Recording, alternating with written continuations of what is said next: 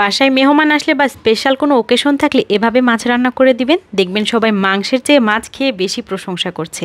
এটা এত সুস্বাদু হয়, বাচ্চা থেকে বড় সবাই ভীষণ পছন্দ করে। একবার হলেও এভাবে ট্রাই করে ভিডিওটা শেয়ার করে রেখে দিবেন, যেন রান্নার আগে রেসিপিটা আরেকবার দেখে নিতে পারেন। পরিষ্কার মাছের মধ্যে হলুদ, লবণ, মরিচ মেখে একটা সাইডে রেখে দিলাম।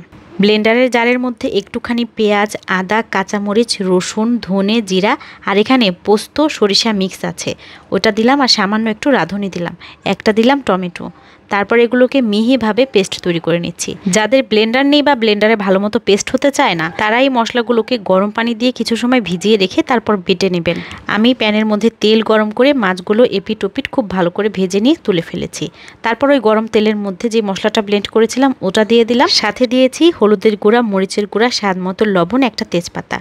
একটু পানি দিয়ে মশলাটাকে ঢাকনা দিয়ে ঢেকে মিডিয়াম লো হিটে খুব সুন্দর করে কষিয়ে নিলাম। মশলা থেকে তেল সব উপরে উঠে গেলে ঝোলের পানি দিয়ে দিয়েছি, আর পানি ফুটে উঠলে এর মধ্যে ভেজে রাখা মাছগুলো সব দিয়ে ঢাকনা দিয়ে ঢেকে মিডিয়াম হিটে রান্না করেছি মাখা মাখা হওয়া পর্যন্ত।